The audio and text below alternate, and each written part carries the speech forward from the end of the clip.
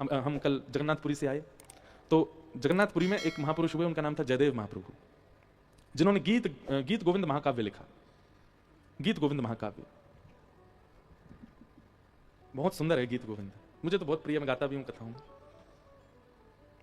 धीर समीरे यमुना तीरे बसती बने वनमाली। संस्कृत में भगवान की अंतरंग लीलाओं को लिखा है आज से 1000 वर्ष पहले। किसने? जयदेव महाप्रभु।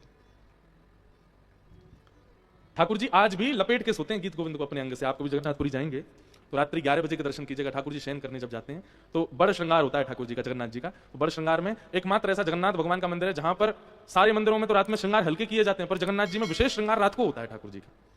फूल मालाएं, पुष्प मालाएं जो भी सब उतार दी जाती हैं ठाकुर जी की रात में सुलाते समय। पर जगन्नाथपुरी में ये बड़े बड़े ठाकुर जी यहाँ पहनेंगे, इधर लड़ लगाएंगे आंखों के ऊपर फूलों की, अपने हाथों पे भी खूब सारे फूल पहनते हैं, गले में भी खूब फूल पहनते हैं, और उन फूलों के भीतर ठाकुर जी के चारों तरफ लिपटा होता है गीत गोविंद। दर्शन कराएं आपको, हमारी भागवत जी भी गीत गोविंद में लिपटी रहती हैं। ये हम आज पहली बार ही करा रहे होंगे ऑन कैमरा। देखो ये जो इस पर लिखे हुए शब्द हैं उड़िया भाषा में, ये गीत गोविंद है। और ये श्री जगन्नाथ जी रोज पहनते हैं, वही वस्त्र है। वहां के पुजारी जी ने हमको दिया ठाकुर जी का, रात में इसको पहन के सोते ठाकुर जी। तो हम तब से अपनी भागवत जी को इसी में ही रखते हैं कि हमारी भागवत जी जगन्नाथ जी हैं, वो इसी को लपेट के सोती हैं रात में। तो गीत गोविंद इतना प्रिय है ठाकुर जी को।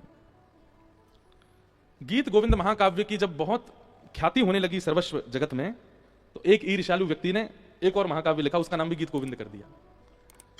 तो लोग बाग उसको खरीदने लगे, लोग बाग उसकी प्रशंसा भी करने लगे। उसके मन में यह भावना थी कि मेरे गीत गोविंद का भी प्रचार हो जाए जैसे जयदेव महाप्रभु के का हो रहा है, और बल्कि ऐसी भावना आ गई थी इनका कम हो मेरा ज्यादा हो जाए।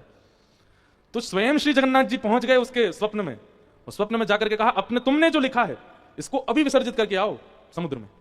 गीत गोविंद एक ही रहेगा क्योंकि जयदेव महाप्रभु ने पहले लिखा है, और उनकी भावना से, तुम्हारी भावना मेरी प्राप्ति मेरी प्रसन्नता नहीं है, उनको नीचा दिखाने की है, उनसे ज्यादा श्रेष्ठ बनने की है। तुरंत वो व्यक्ति गए, अपना गीत गोविंद विसर्जित करके आए समुद्र में। ठाकुर जी को सोचिए मात्सर्य दोष से कितनी पीड़ा होती है। दोष तो अनेक होते हैं लोगों में, काम है, क्रोध है, लोभ है। कभी किसी को ठाकुर जी स्वयं समझाने गए हों किसी दोष के कारण? नहीं। पर ईर्ष्या का दोष यदि किसी भक्त के प्रति हो जाता है, ठाकुर जी को प्रिय नहीं। इसलिए मात्सर्य दोष से बचिए। और अगर ये मात्सर्य दोष आपके चित्त में है, किसी की प्रसन्नता, किसी की सफलता आपको सहन नहीं होती है, तो थोड़ा सत्संग बढ़ाइए अपना, क्योंकि बाकी के दोष नजरअंदाज किए जा सकते हैं, इस दोष को ठाकुर जी नजरअंदाज नहीं करेंगे। मैं कथा में कहता हूं, कामियों को भी ठाकुर जी मिले हैं, क्रोधियों को भी मिले हैं, लोभियों को भी मिले, पर ईर्ष्यालु को नहीं मिले। एक भक्त का चरित्र ला करके आप हमें दिखा दीजिए जहां ईर्ष्यावान कोई था, ठाकुर जी उसको मिले नहीं मिलते। इसलिए मात्सर्य दोष इससे बचिए।